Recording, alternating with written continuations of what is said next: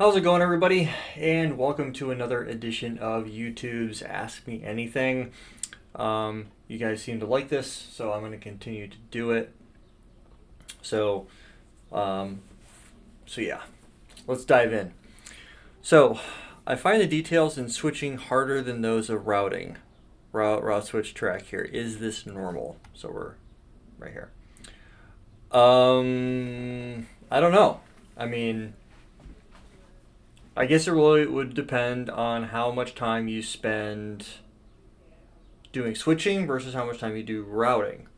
Um, yeah, that's. Are there aspects of spanning tree that I think are just boring? Yeah. Um, so would I spend an exorbitant amount of time in spanning tree again, being a CCIE? No, I wouldn't. Or I would spend my time, unless there's something specific that I had to go refresh my memory on, um, I would probably spend my time taking the service provider view of it or the data center view of it and trying to expand the knowledge that I already have. So that's probably where I would go with it. So um, I can't. I won't say is this normal. I'm like, I guess it comes on a case by case basis. So I mean, I do know quite a few people that they spent 15, 20 years doing nothing but layer 2 and they get really good at it. um, where layer 3 they struggle a lot because they don't ever deal with routing. The majority of my career has been spent with routing, very little switching. But then again, like I've said in several videos up to this point, that switching is very, very simple to me. You've got VLANs, trunking, spanning tree, port channels, and link chassis aggregation with either VSS or Stackwise. So in those cases, depending on the platform, or Nexus with VPC with virtual port channel. So in those cases, there to me, switching is simple. Um, as long as you remember the basics, if you want to get down to the weeds of a particular aspect of it, yes, I'm sure you can get down into like source guard, so more security specific stuff, or MAC address pinning, whether it's like a static MAC address entry, things like that. Yes, they can get a little bit more finite, but overall, to me, routing is much more complicated than switching ever will be. The last video, you confirmed that the bigger the company, the more cog in the machine role you have. If if someone is in his relatively start of his career, and he worked in an ISP and his role was a cog in the machine, but the company pays relatively well, local networking integration companies would be toxic and exploitive. What would your advice be to the person? Leave the ISP? I'm company cultures vary depending on where you work. I've seen toxic culture. I've seen cultures where they foster learning and they're very, very big on it. It really depends on what leadership sets as the precedent for that. So, yeah, I would say in most cases, if you work for a larger organization, let's say of 10,000 employees or bigger, well, not even that big. And then I've worked for companies that are smaller, to 2,000, 1,500 employees, and I would say it depends on how active you want to be. I mean, if you want to be the person, if you want to stand out, and there's nothing in your way preventing you from being the standout, then go ahead. Um, so it really depends on how much you're willing to push to get to where you want to be. Do you want to be in leadership, a manager, things like that? So you'd have to figure out those things. I wouldn't say that local networking integration companies would be toxic and exploitive. I wouldn't say that. Um, it could be true depending on where you go. But then again, you've got company culture and you got the individual personality. And if there's a clash there, right? It's oil and water. If they don't mix well, then it may not be a company thing. It might be just the person's just a retard, and they're just hard headed or whatever the case might be. So um, I really think that if someone is relatively early in his career and he worked I almost wonder if you're talking about yourself. As kind of the feel I'm getting from this question. I Local network integration companies would be toxic and exploitive. I almost feel like you're asking for you, and I can only tell you that you have to take you have to look at the situation as a whole. Does it does it pay does it pay well? Do you like the work you do? You need to make some decisions. Whoever this person might be, assuming that it's not you. So, um, yeah, hard to say. I mean, I don't know. I really don't know how to answer that because it's not a very binary type of question. It's very gray area for me. So it's going to be hard for me to answer something like that because it's not straightforward. Have you considered using exam solution dump for your SP lab exam? No, I have not. Um, QoS, why are CCIE SP engineers complaining about it? Is it that tough in the SP? Because in EI track, it was very shallow. Well, think about what you're trying to do QoS with.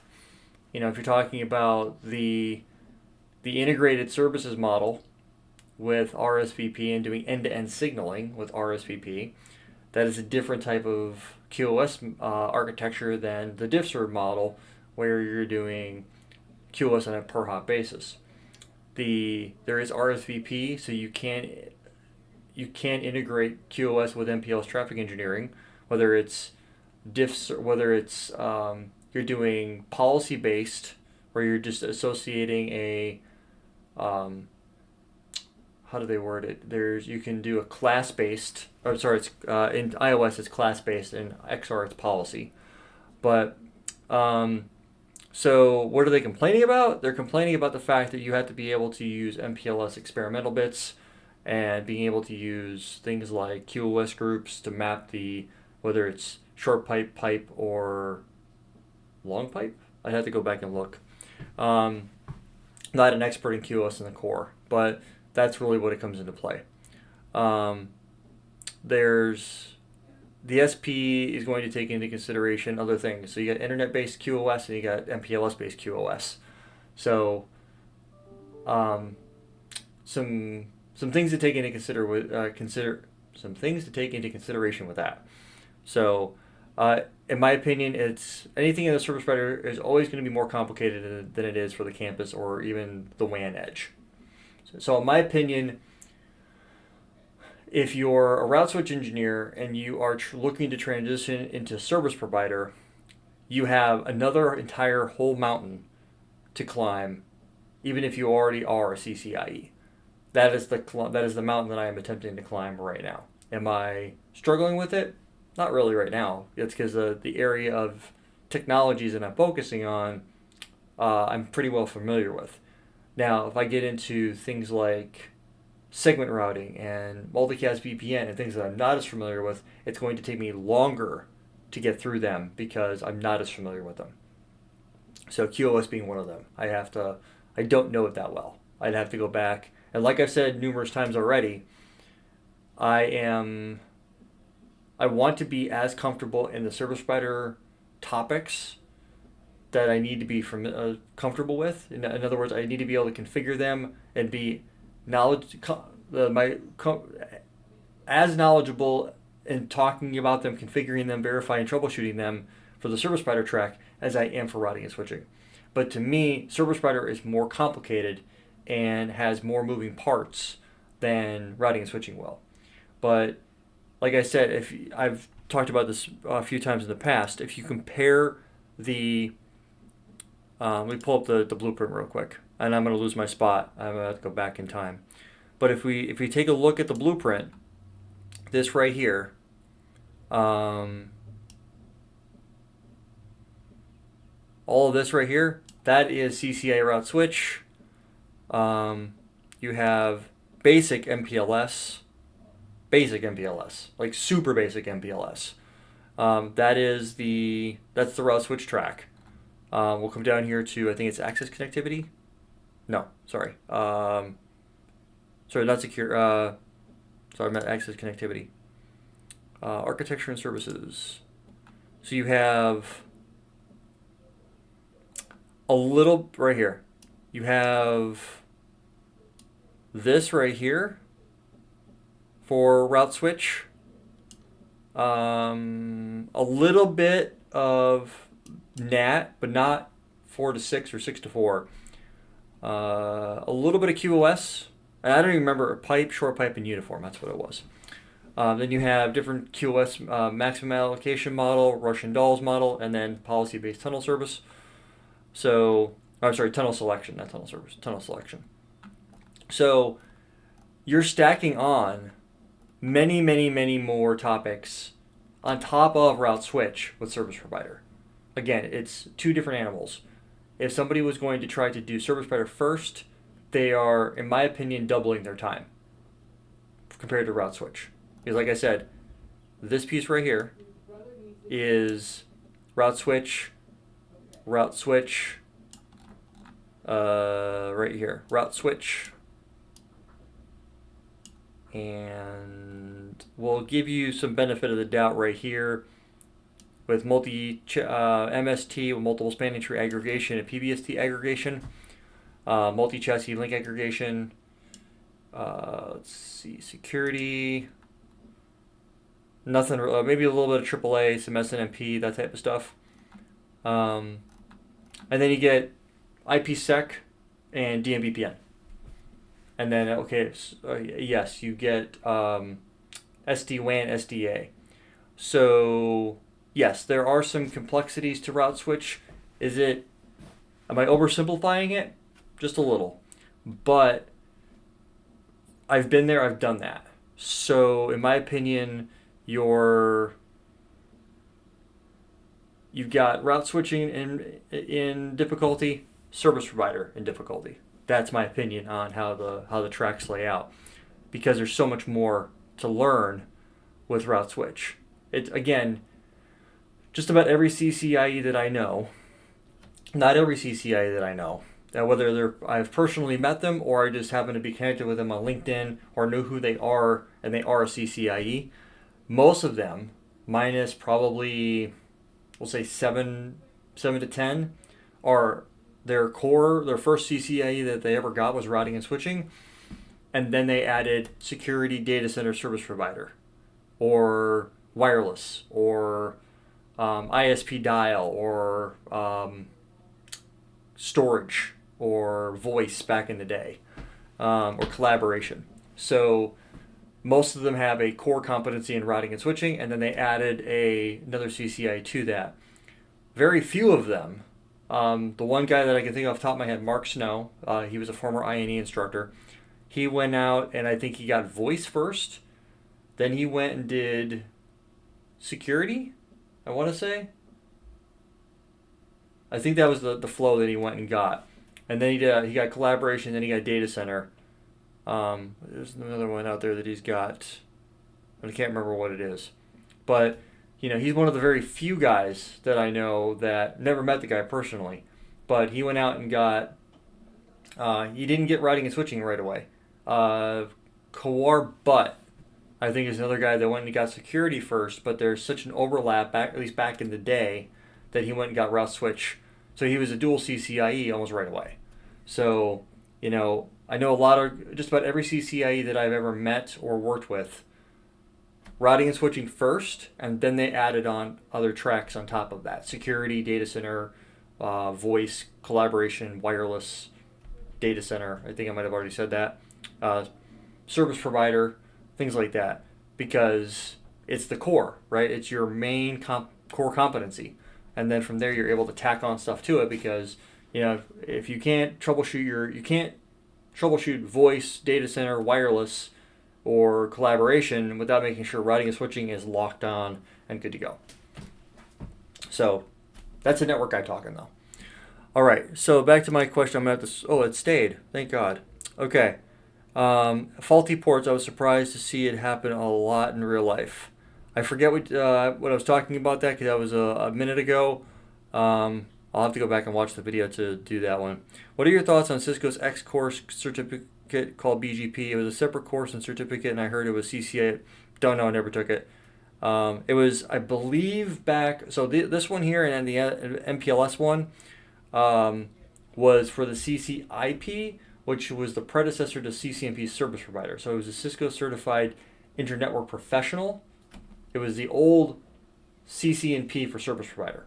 So back in the day, probably 10 years ago, if I had to guess, they would lay it would be CC like SP, CCVP, CCIP, CCDP for design before the data center came out. So what they would do is you'd have CCV would be for voice, CCIP would be for like internet professional. So that's where these would come into play. How advanced they were, I don't know. I never went through them. I'm familiar with them from that, but back beyond that, I'm before my time. Favorite routing protocol and why? BGP, because it just rocks. I mean, you can do anything with BGP. Do you agree that CCIE data center is relatively easy compared to the other CCIE? No, I would not. A lot of hardware dependency. There's a reason why there's only 100, maybe. Yeah, I think there's only like 150 data center CCIEs that I think. There used to be a thing called the CCIE Hall of Fame or the HOF, and you could break it down. Actually, I'll do a quick search for it. I think it's now out of service. CCIE Hall of Fame. Oh, maybe they moved it. Okay, yeah, here it is. So we have the CCIE Hall of Fame. So, and so I know it's a little hard to see.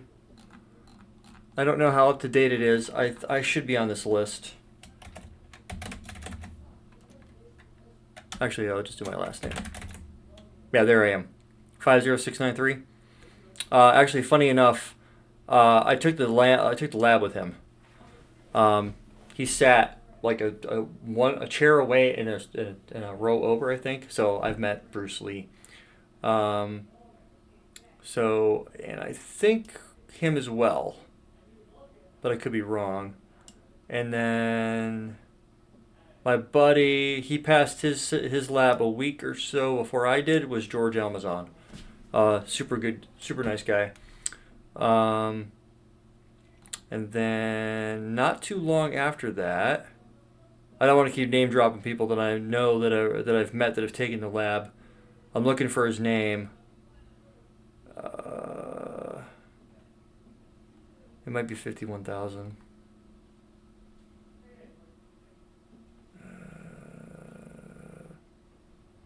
I don't want to name drop because I haven't talked to him ahead of time. But so we go back. So this is the Hall of Fame. So if you come down here at the bottom, 66,000. Okay, yeah. So you can tell enterprise infrastructure. That's how many people have. I mean, I'm sure that there's more people that have passed. But if we look up, for example, data center.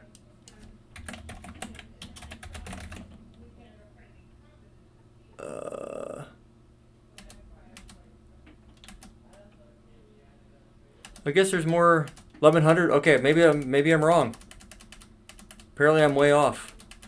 Seems like there's quite a few people that have taken the data center lab and passed. But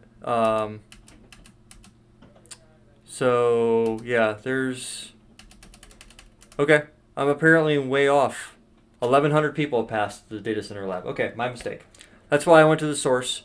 Now, one thing you could do. Actually, that's going to take a long time. The statistics here would break it down based off how many CCIEs there are. So wireless, there's 213, collaboration 834, data center 1167, security 2000, but the vast majority are routing and switching. So 4 people with 8 CCIEs.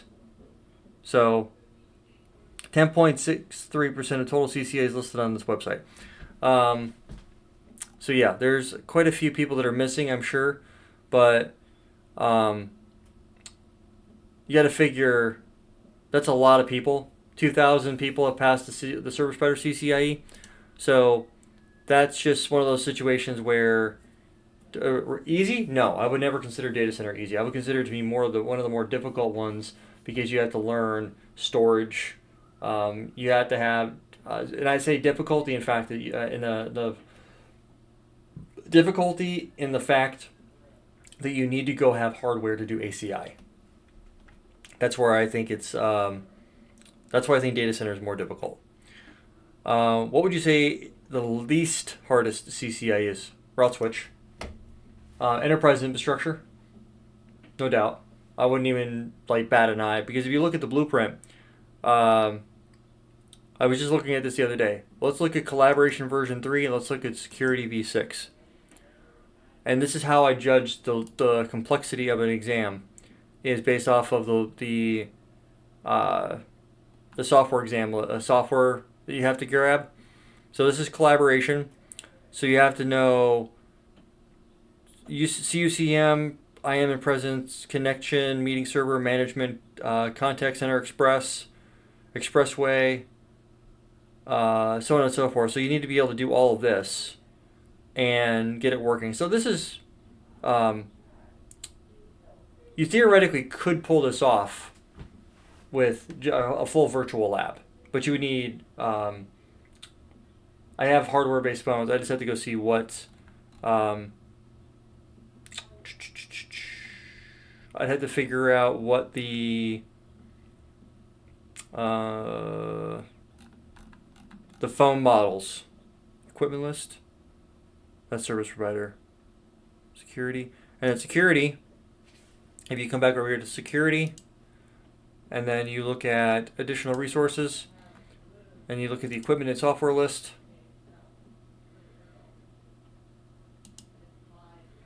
you have a lot. So security would be one of the more difficult ones. So to me, without a shadow of a doubt, enterprise infrastructure, because it's just routing protocols, tacking on SDA and SD-WAN.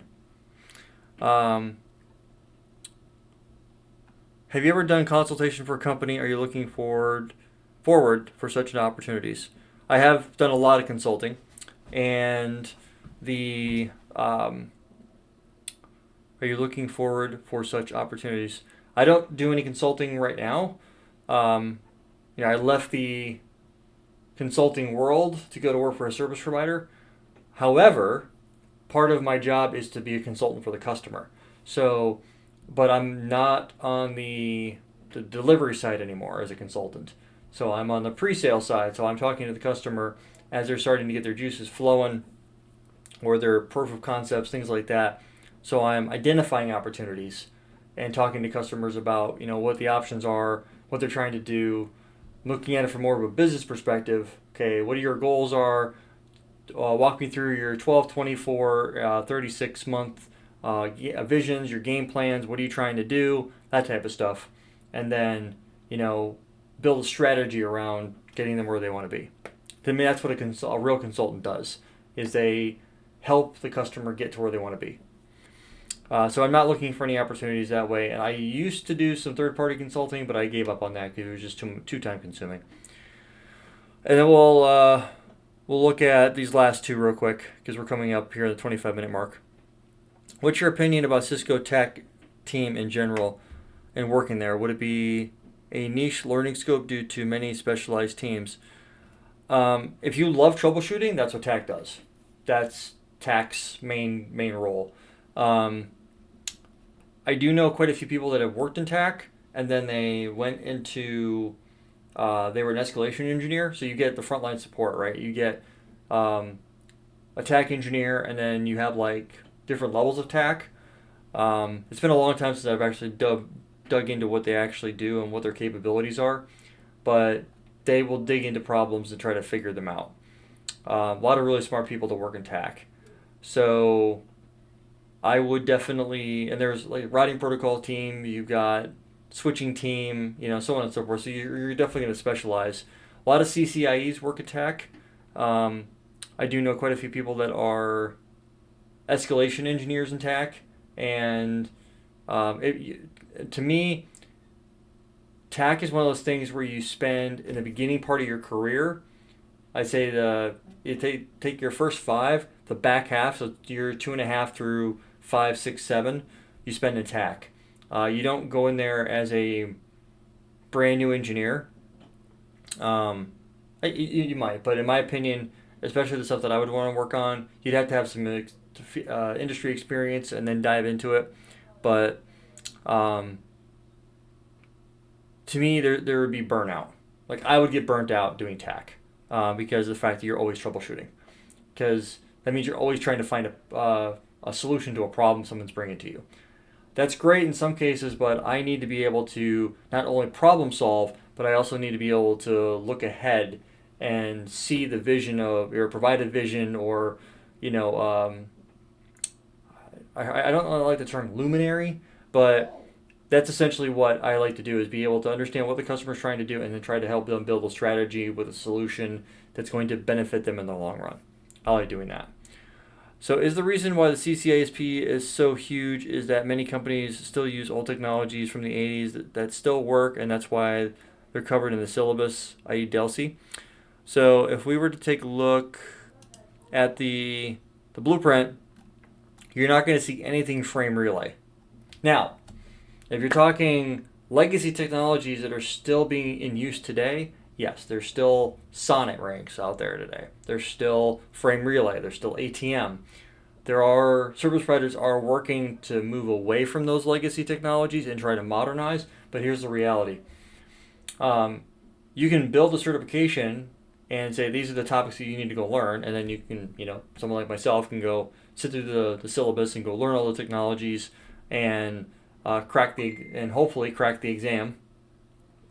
But the reality of it is, you have the aspect of there's parts of the country that are just, it doesn't make any, there's no benefit for the provider to go out and try to do X, Y, Z in that particular area, because they would have to trench fiber and the cost would be very, very expensive. So yes, there's older technologies out there, and they're going to probably remain for the foreseeable future. Why? It just doesn't, the squeeze isn't worth the juice to try to upgrade to something newer, unless there's something that comes in the area and the provider is forced to do some sort of construction in order to meet the need of that particular business. Then that's a different situation. But you gotta keep in mind that I'm based in the U.S. I don't know where you're based out of. If I had to guess, I'd say the U.K. based off of some of the words, the way you spell some of your words. But out here in the U.S., especially if you get in rural parts of the country, there's a great example of like a half an hour from where I live.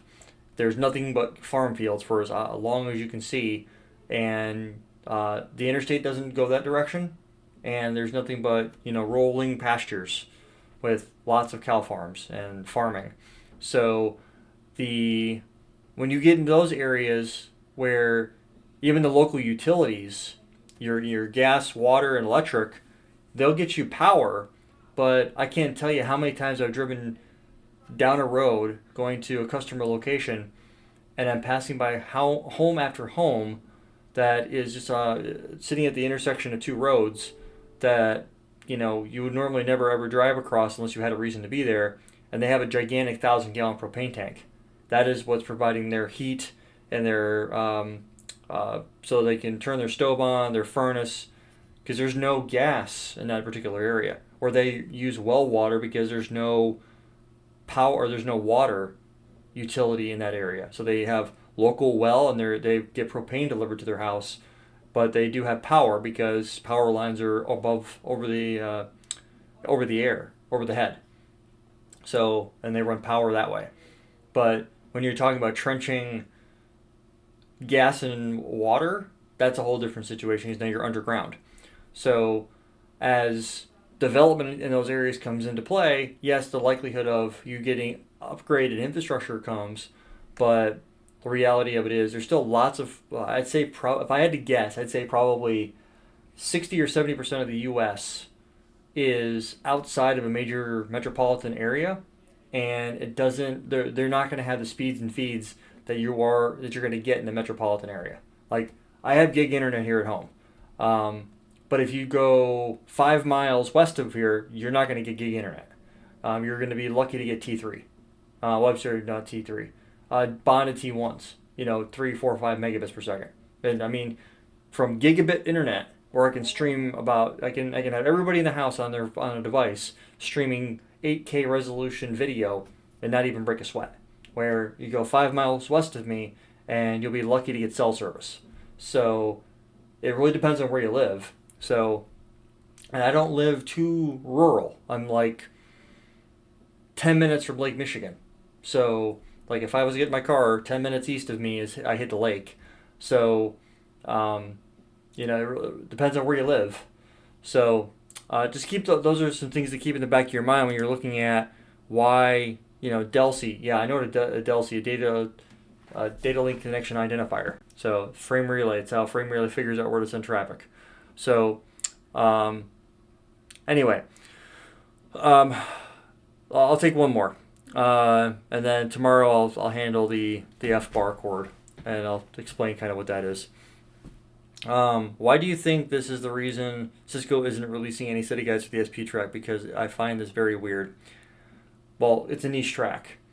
That's the first thing. If you were to look up, one second here, Cisco Press, CCIE, CCIE store. Let's see what their options are. Allow and continue. So this is all the titles right now. So you have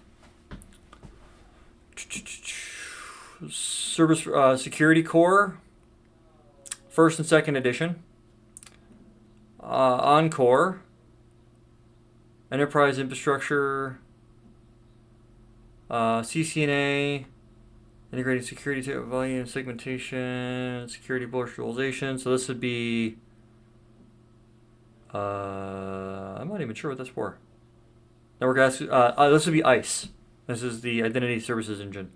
Wireless v3.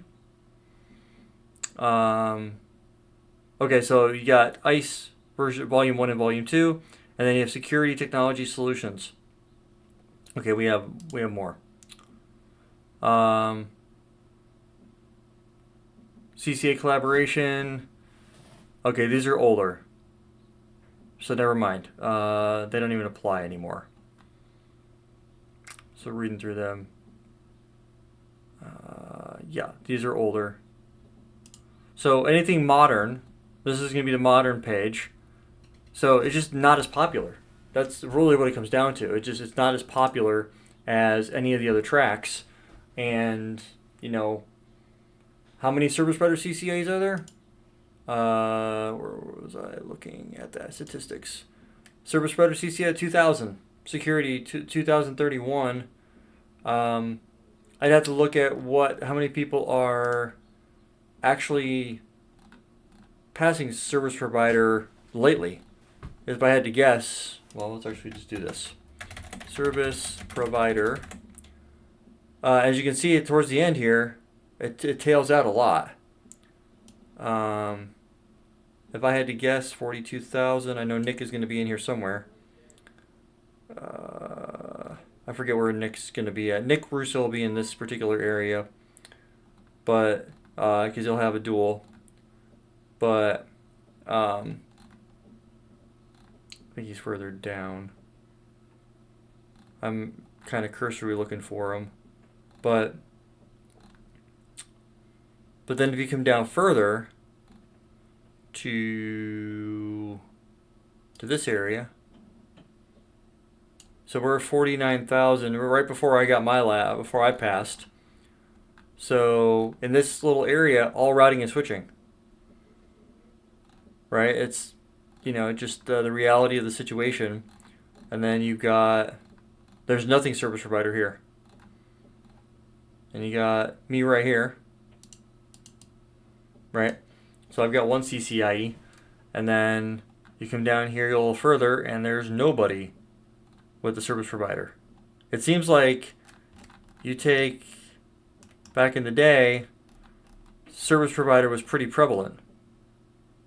This was probably version 3, based off the date. Actually, let me do this. Nicholas Russo. Okay, so there's Nick. And then if I do service provider, oops, service provider, and I come back down, Nick is in the, I think he's in this particular area. But you get my point, right? You had a whole bunch of CCIEs passing their service provider exam. Okay, hold on. So he's 42,518. Okay, now that I have his actual number now, and then I come down here to 42,518. Right, so Nick's in this particular area, right? So here's Nick. There's a whole bunch. So some people are passing version 4, and this was right about the time that they were switching from version 3 to version 4. So, and roughly. And you can see a lot of people are passing service provider. So, because the fact that it was you'd get it and then you'd get route switching and you go knock out SP because there was so much overlap between the two. You were only really doing a little bit more than what routing and switching was having you do. So there was a lot more service provider CCIEs than there was back then. But now you get a little closer, and who is this? Whoops. Who is this guy? Laz Rashid. Okay, I know who he is. Then who is this guy?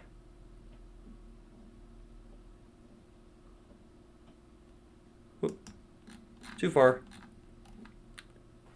Anthon Lyons, and then you come further on down, you're getting more people that are going to start to pass it because they get guys like Promise Kumulo. So yeah, I mean that's kind of my point. It's not as no, I wouldn't say it's not as popular. It just got more difficult to pass, and there's less people. It's a niche track. So I'm going after it simply for the fact that I have an interest in doing it because I got so close, but then I backed off. So, but I'm being more, what's the word I'm